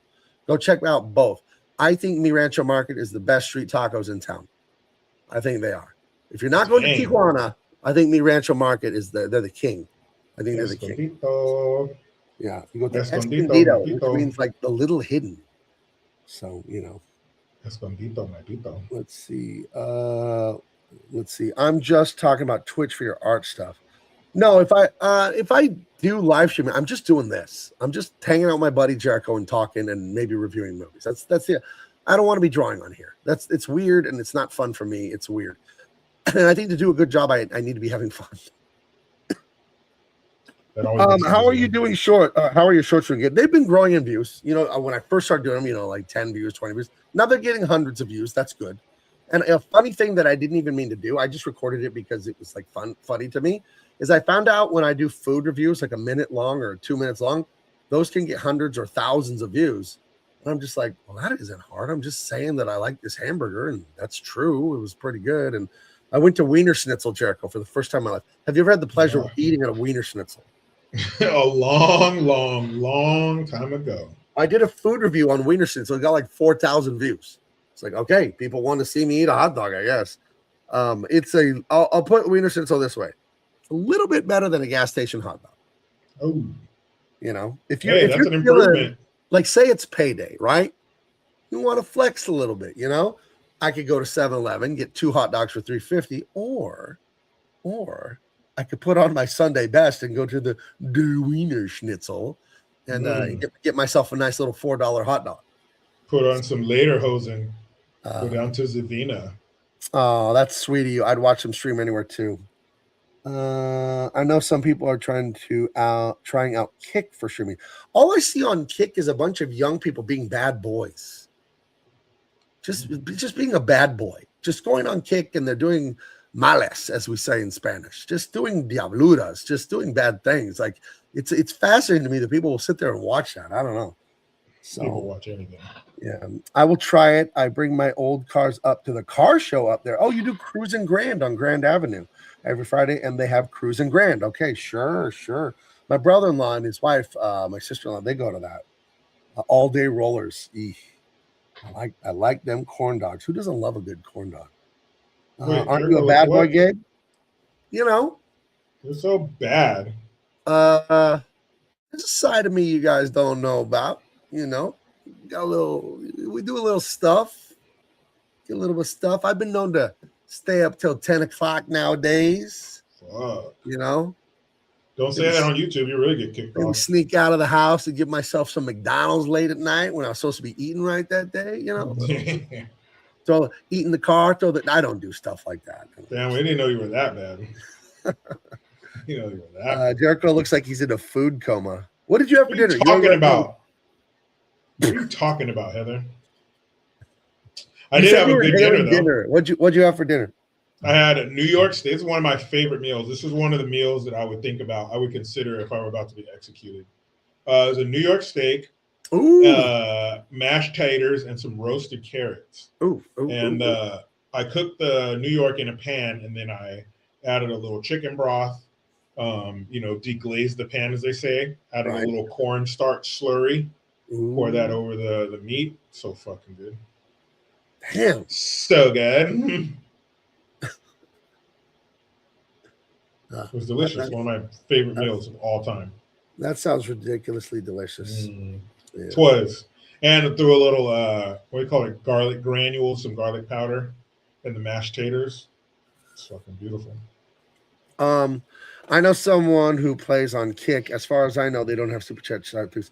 I don't care about getting super chats. You will notice that for the 5 years I've been doing this, I never ask. I don't ask people to become members. Maybe I should have been asking for money the whole time. I don't know. But I don't think about it. I'm here to laugh with my friend that I love. That's why I'm here. That's like the only reason I do this, And I guess it's bitten me in the butt because I didn't make YouTube happy. So whatever YouTube, whatever. The YouTube overlords. Gabe used to do the McDonald's. Now does the In-N-Out adventures. You know what? I remember one time. I think the all-time stupidest thing I ever said on the air here is that I liked Big Macs better than Double Doubles. Remember? And you were apoplectic when I said that. You couldn't believe I said that. That's one of the more ridiculous statements. Well, but I didn't like In-N-Out for years. I would eat and go, And then I realized that the stupidest thing, and I told you this, I would buy it, drive all the way home, and then eat it. And it was like, a half hour old. And I'm like, this isn't that great. It's fine. And there's a McDonald's very near my house. So I could eat McDonald's in like 2 minutes. It's still hot. It's tasty. And my In-N-Out's a half hour old or whatever. And I'm like, And then I ordered In-N-Out, and I was so hungry. I just parked after I came out of the drive-thru and ate it hot. And I was like, oh, oh, this is better than everything else. Mm-hmm. You eat it right when they make it, and there's nothing better. Do you ever Hot and have? fresh. Did you ever have a show last week? I never got it to work. No. Jericho had a thing. He had a schedule problem, and he couldn't come in. We were gonna do Willy Wonka, and I have all the photos and everything for it. Well, maybe we could do it sometime. But no, we didn't have a show last week. So let's see. Steak. Do you guys remember Skynet? Do I? Skynet. Skynet. Yeah. Skynet. Whatever happened Yeah. to Skynet? You better not forget about it. It could be your downfall. I hope it never comes to fruition. I hope it never really happens. That No. sounds We don't want messy. nut. We don't want nut from the sky. No. Sounds so messy. No, thank you. But yeah, of course. Another one of the classic I guess bits, you would say. Right. Yeah. There was some great times, but I thought this would never end. I thought we'd just do this and be old men doing this. And for now it's getting paused. What are your thoughts on this? I've been talking a lot. What are your thoughts, Mr. Jared? Well, I mean, what are the rules on Twitch? Is it like YouTube where you can't say anything, or is it like Rumble? I have no effing idea. If it's like YouTube, I'm not even fucking interested. Like, no, thank you. No. Yeah, I mean, I'm always down for necessary change and trying different things and evolving. That's cool. We'll try things out. I mean, it's because there's really no change on our end. I guess technically there is because it won't be live, but we're still going to do what we do. So let's see. Change, just putting it on a different platform. Twitch streamers must follow strict community guidelines focused on safety, copyright, and authenticity. Prohibited content includes hate speech. I wonder who gets to define that. Violence, nudity. Well, sorry, Jericho, nudity's out. Illegal acts, copyrighted music / movies without permission, and unauthorized pre-release video games. Well, there you go. Yeah. Hate speech. 1023 The Meat. That's one of the greatest things. And the 1023 The Meat. A lot of people don't know this. And this is in Cuba, Africa City. The 103 The Meat is right next to the original Lumpies. A lot of people don't know that. Yeah. Welcome to Lumpies. May I take your order? Yeah. Do you guys still have the Super Mario Brother Lumpy meal for kids? Sure do, sir. Okay, I'll have the shut up. I'll have the you're not gonna fucking get anything if you don't be quiet. No, it's all right. There's no problem. I'll have the Bowser burger. Hold on. Oh, the Princess Peach burger. Sorry. Okay. And a small fry and a Diet Coke. Okay, I'll have your total at the first window, sir. Good old Lumpies. And don't forget, thanks for trying Lumpies. Twitch has more rules on what you say. Are you kidding me? There's such thing as more in YouTube. How could there be more rules? Ew. That makes my dick soft. No thanks. Moving on, Twitch. What about Twitter? You can say what you want on Twitter, right? X. Rumble has very few restrictions and has a super chat function. Ooh, you know, a guy I know, Cecil, he's a comic book guy and a comedian. He got demonetized and destroyed by YouTube, and he had like 20,000 subs. He's been at Rumble for a month with 3,200 subs. He said he's making more money over there with 3,200 subs on a brand new Rumble channel, and you could say pretty much anything on Rumble. Maybe we could try that. Maybe we could try. I know Rumble. what I'll say on Rumble for the first live stream. I know what I'll say. I know what word I'm going to say on Rumble for the first show. Oh man, don't say it. No, I'm going to say it. It needs to be said. The waters need to be tested, and that's the ultimate way to test the waters. All right. Well, you say it. Throw it out there. I'll react to you saying it. Just throw it out there. Isn't that Rumble where that Nick Fuentes is or whatever? I think so. I'm sure he's been kicked off everything else with the things he says. Yeah. Maybe I should do that. Maybe I should focus more on Rumble. He sure loves the N-word, that guy. Oh, well, it's like a warm blanket. Right. Like some but hey, artists, that's the kind of stuff that free speech is for. Yeah. No, some artists work in clay, some in oils, some in pencil, and he works in profanity, just like the father in the Christmas Story. Yeah, and you know what? You know what I do? Since I don't like his content, I don't watch it. People forget how to do that on social media. Yeah. They forget how to just don't watch it. Literally the only thing I watch on YouTube are you guys. I'm always on. Yeah, wow. Some of the things you guys are saying are very, very sweet, very kind. I didn't know. Yeah, I Just might thought, focus more on Rumble. I thought this was a clubhouse of us just dicking around. I think I have a Rumble account. I really do. Let me try and log I do. into I got Rumble. like 7,400 followers over there. Sign in. Let's see if I have a password saved on my browser here. Oh, hold on. Okay. Well, what's my password? Let me reveal my password on screen. That'd be smart, huh? Yeah, say it out loud, and then after that, say your last 4 of your social, and whatever credit card you got in your pocket. And that should Dude, be the it. street you grew up on, your mom's maiden name, and your first dog is your Dude, rock band name. First dog, dude. My password's my date of birth. I remember Nailed it. I remember the first fucking time I saw that on Facebook. I'm like, that's fishing for security questions, guys. And Yeah, but if you cast your net over 5 million fish, right, you're gonna get some dummies. You're gonna get thousands of them. So good for them. Good for the scammer. Shout out to Nigeria on the internet. So all the princes out there. Going to miss your weekly chats and funny stories. Thankful for the reruns on your channel to look back and have some less. Well, we're going to record and we're going to post here. We're doing that. We agreed to that. This is how I hang out with my friend Jericho. He lives hundreds of miles from me. I'm not going to be driving So up many to miles. California once a week. We can. Let's do it. Let's try that. We'll try that first. We can meet in the middle. You drive Let's meet in 9 Bakersfield. hours. How far is Bakersfield? No. It's like 3.5 from me. It's probably 3.5 from you. We just meet in Bakersfield once a week. No, dude, I'm up by Sacramento. I'm like 9 hours from you. Oh shit, you're that far. That's right. I'm 3.5 hours from where I used to live, and that was it's more than that, because where I used to live by the coast is 8 hours from San Diego. So I'm like 11 or 12 hours from you. But hey, we'll try it for a month. You make the drive all the way up here. We'll do the live stream from here. Yeah, I'm gonna pass on that. We'll do anything for you guys. That's a no from me, dog. You don't want to do an 18-hour drive a day? 18-hour drive a day? No thanks. That's weird. That's fucking no thanks. Well, I'll make a Rumble or a Twitch or something. Maybe we can look into that. We'll do some research. I just don't want to waste anyone's time. But we're definitely going to record and post once a week, and we'll do our best. I hope to see you guys on the chat there. I'll make it a premiere, so that way you guys can live chat. I feel so embarrassed saying this because it's like giving someone a birthday present like a week after their birthday. You're like trying to give them something and it like sucks compared to the other thing. And yeah. So you got to act like you like it. Like any decent person would. Yeah. I remember my wife ordered a Batgirl costume off of Amazon and it showed up the day after Halloween. Oh. And for whatever reason, she got on the phone with someone to return it. She didn't just do it through the website. I don't remember why she had to call. Damn. Or maybe it was an email or whatever. She had a little difficulty returning it. And the person was like, well, you could wear it next Halloween. It's like, listen, motherfucker. I'm not going to hold on to this Batgirl for 364 days to wear it for 4 hours a year from now. Yeah, you get back asshole. And deliver it on time next time.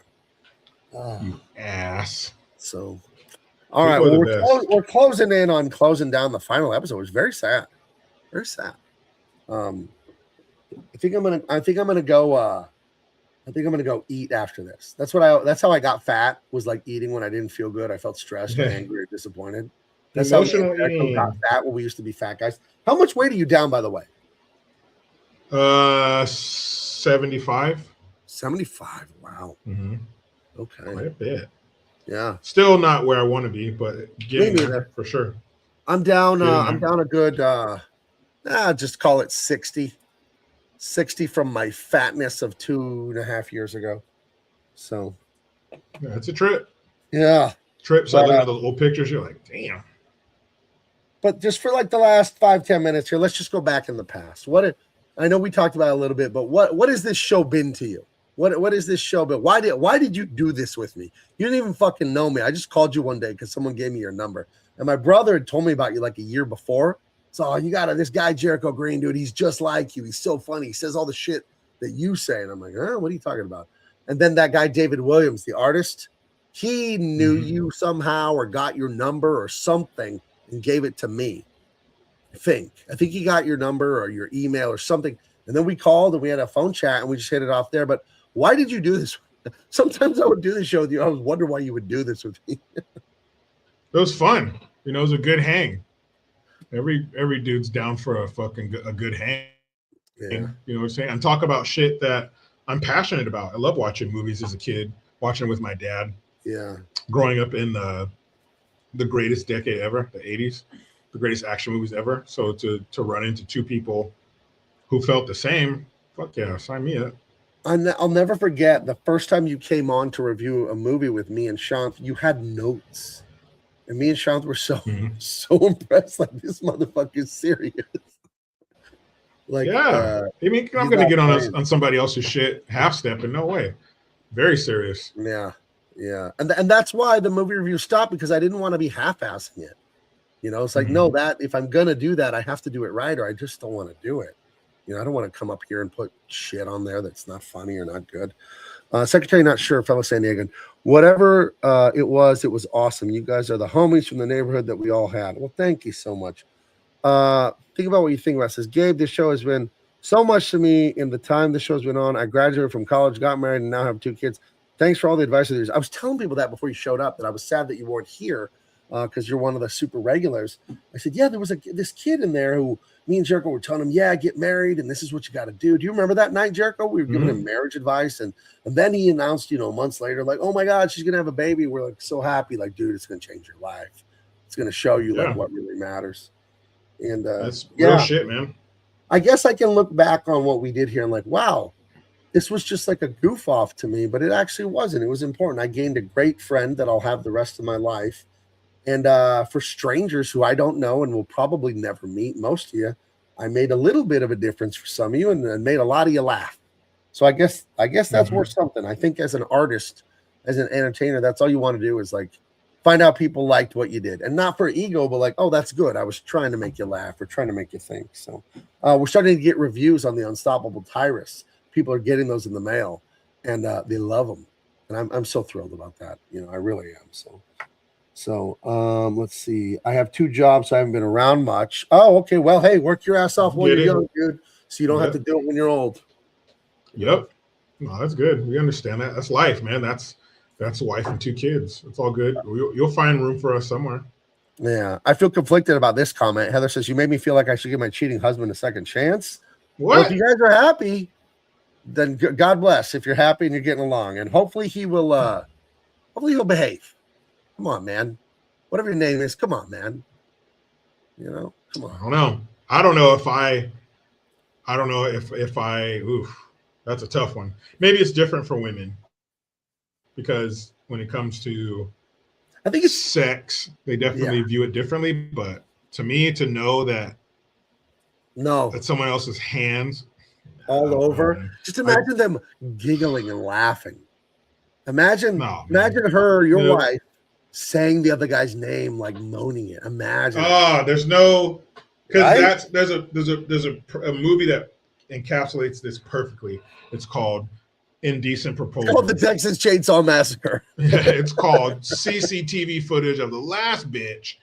No, it's Indecent Proposal with Woody Allen, Demi Moore, and Robert Redford. A guy, and if you haven't seen it, if you haven't, spoiler alert, but this young couple, we're talking, was 91, 92, young so Woody Harrelson. Early 30s, right? Late young, 30s. Hot. Yeah, Woody Harrelson, Demi Moore. Robert Redford, he's probably like in his early 50s, so he's like the Sean Connery, salt, pepper, fucking suave dude. He's like a billionaire, and he sees them, and he's enamored with Demi Moore, and he's like, hey, I'll give you guys $1 million cash if you spend 24 hours with me. They're a young married couple. He's all, think about it.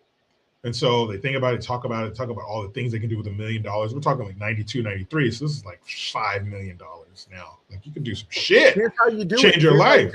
You should let your wife go with the billionaire for 24 hours and get the money, and I'll tell you exactly how you do it.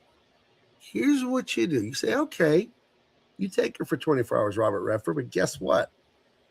She's going to get some coleslaw and leave it in the sun for 5 hours, and some raw eggs and leave those in the sun for 5 hours, and some mussels and leave those in the sun 5 hours, and she's going to eat all of that.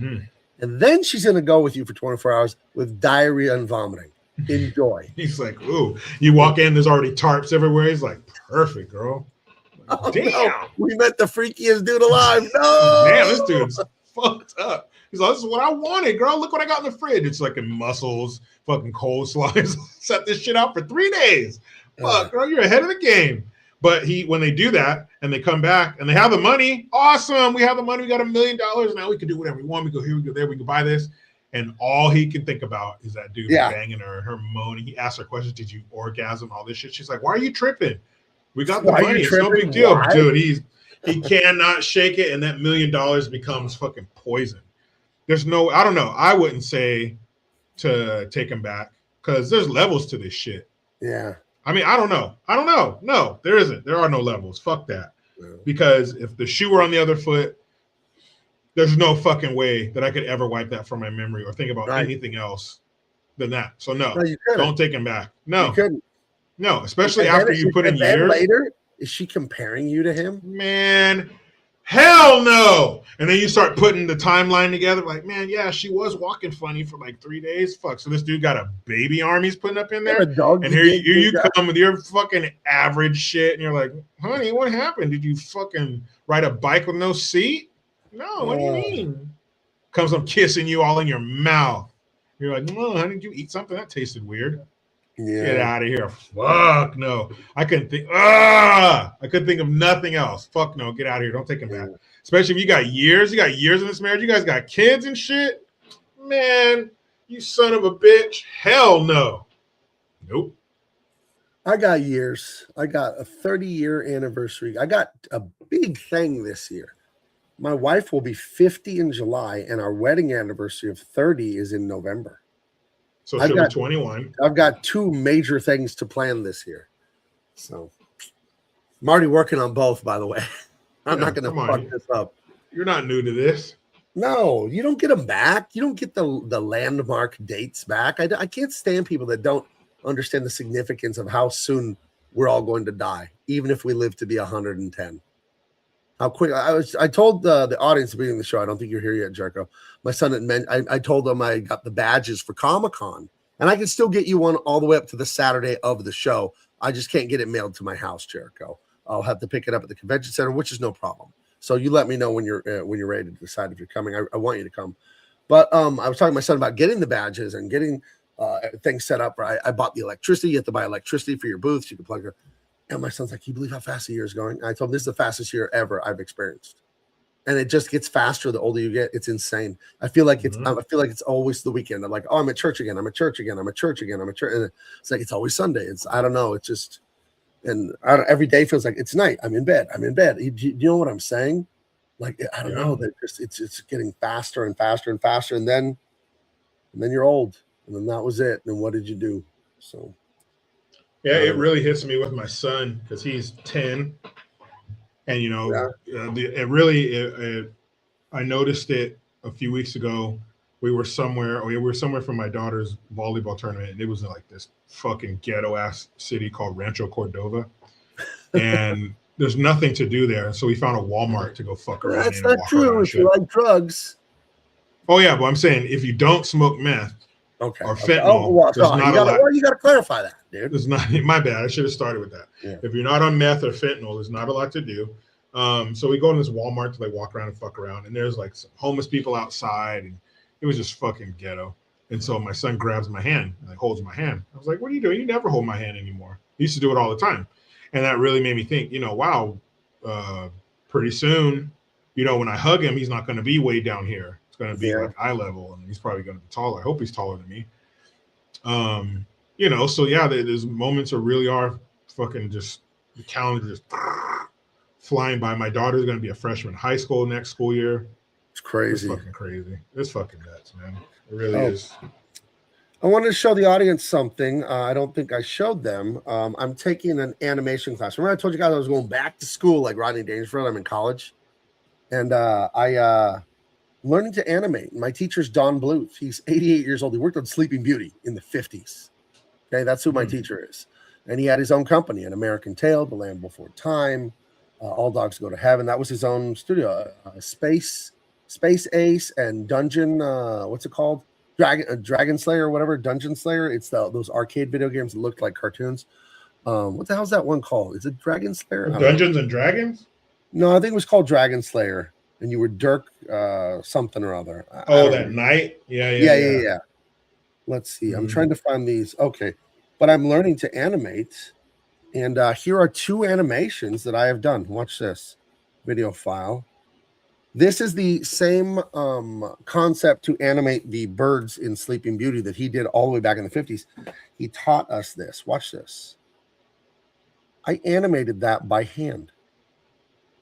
Can you see it? Yeah, that's fucking cool. That was about 30 illustrations. And then the other one that is my homework for the week, we're going to review it tomorrow. Hold on. Is Mrs. Brisby from The Secret of Nim swinging on a rope. That was about 26 pencil drawings scanned into my computer and then animated in Photoshop. You can actually animate a layered file. So Dragon's Lair, Wow. Dirt the Daring. Okay. But I'm having so much fun working on this stuff. It's so crazy to me to make drawings and see them come to life. The way that cape is moving and the tail and I don't know. I have no idea. But and just doing it all by hand in pencil. It's a lost art. Remember our buddy Bill Frake, my other guy that I do shows with. He says they quit all the pencil animation because of the cost, and that's why we have all the 3D, the Pixar, all that, because that stuff is you could teach it to anyone.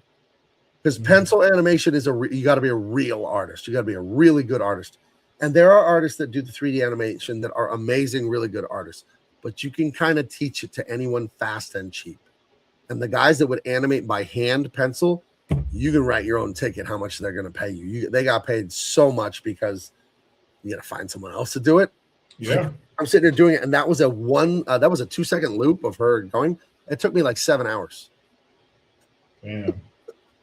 So you can imagine. I was talking to Bill about it on our recording yesterday. Like you're talking about the guy, what's his name, Poyer, that did Pocahontas when they were doing Pocahontas, and he would do about 10 seconds of animation might take a few weeks of the character, you know. So it's crazy to think about how much that took. Damn. 7 hours for 2 seconds? That sounds like date night. Oh, yeah. Wait, no. Ooh. He still got it. All things must pass except Allen Iverson. That guy never passed. I love me some AI. Dude, he left. What the fuck did he leave? He left like his Hall of... It was some important-ass trophy he got, and he forgot it at a hotel room. Well, he probably wasn't inebriated when that happened. Dude, come on. Forget a trophy that it was some kind of award, some major shit. He's like, yeah, I left it at the hotel. I was like, you fucking dick. But he's the man on the court, that's for sure. Yeah, he was a man. And he was a real tough guy. And way later in his career, I found out, he was like a high school football player. He was a quarterback and stuff. Like, that's why he's a tough guy. You know. Just one of those natural fucking kids that could pick up any ball and just be like, yeah, I'm great at it. No big deal. Yeah, I'm pretty great at this. Why? What do you call it? Mom, what was that? State? Yeah, I went to state last year. It was crazy. I'm feeling a little generous. So before we leave, I'm going to show you the first 2 pages of Dean Cain, All-American Lawman lettered. I just lettered them minutes before the show. Let's see. Allow. These are the first 2 pages. And I'm going to have a 6-page preview that you can download for free if you get on the email list. It's a PDF of pages 1 through 6 of volume 2. You can have it. You get it. You read it. You keep it forever. That'll be your reward for signing up to the email list to be notified when we're going to put this sucker on sale. But let's check it out. It's coming. It's been a long time coming, this book. Okay. Well, no one's more excited than my son to read it. So. All right. Wrong one. Okay. Share screen. Entire screen. Okay, share it. Tell me if it's sharing. Is it sharing? Oh, yeah, you're so shared. It's so sharing right now. So the first 2 pages, you've got one of those icebreaker ships. And Vladivostok, and they're joking around. The captain is like, I bet she won't do that again. Ha ha ha. So that's a writing technique, guys. When you start a scene, start it at the end or the middle of something. And what it does to the reader's imagination is like, there's a whole world here. I just walked into the middle of a conversation. So that's why I put that first word balloon where I don't even know as the writer what they were talking about, who was even saying that. But it's a group of men that are sailors. You got the captain. These are Russian guys. And you just throw in a line of dialogue that's kind of funny or whatever. And it makes the world so real. So that's a writing tip for any of you writers out there. Start scenes in the middle or at the end when you start a scene. Do not start a scene at the beginning. Don't start the scene where the captain is waking up in the morning, brushing his teeth, and getting ready to go captain the boat. You don't want to see all that? No. You don't see all that captain stuff? You could. Everything I say not to do, you could do it in a good creative way. You could, if you're a good writer, you could write well about anything. But if you're trying to write an action adventure story, you want to keep her moving. So these guys are like, a little vodka in your coffee, Pitor. And he says, a little coffee in my vodka, tovarish captain, right? So, right? They got their camaraderie. It's very funny. Engine room status, comrade captain, all systems normal. And then he says, I don't have my glasses on, sorry guys. The weather going back to Previk is going to be mostly clear. This is going to be a smooth journey, unlike last time when we had to boom, boom. Who's there? Everyone should be in their stations. And then there's someone in the foreground holding a gun. Captain, with the K, of course. We're here to relieve you of your duty. I don't have my glasses. You don't want to hear that. You don't want to hear that. Yeah, these are two terrorist pirate guys. And then he says in Russian, Chatzakurt, I don't know how to pronounce it, but it means like, what the devil? And these are two bad guys. They're two Chinese twins. And a thing I came up with this as I wrote this 2 hours ago. I was like, you know what? These two finishes each other's sentences, the whole book. I think that'll be so much fun, these two bad guys.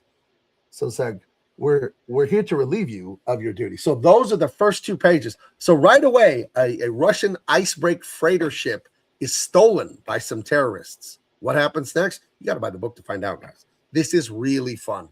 This is really fun. It's I'm having a blast with this thing. So any story that starts on a Russian ship, I'm down. Yeah. Jericho went from bringing notes to being late. No, in my defense, there were many times that I was early and everybody else was late. Jericho, so check that tape, Heather. Before you got here, for the first 3-4 minutes of the show, my mic was off. I was like, and I did text for the link. Thank you very much. So take that, Heather. Oh, someone says we need an audit for the vote of peanut butter. Did I win? Oh, yeah, we do. Did I win it? Because this is the final one. The final countdown. Let's go see. Did I win? Because if I did, I'm going to say in your face. That's some bullshit. Oh, 58-42. The final poll of polls. Gabe Eltaeb wins. That's right. Yeah, the final 3 votes came from the same house. That's right. That's right, everyone. Crunchy peanut butter is what grown men love to eat. Creamy peanut butter is the little boys who hide behind mommy's apron and cry about it. The crunchy peanut butter was too much, mommy. Nope. Yep. It's for fucking. It's for Walmart mouth fucking. You will say to me, you will now call me winner. In their mouth. You will no longer call me Gabe. You will call me winner. Is what you will call me. I'll call me winner from now on.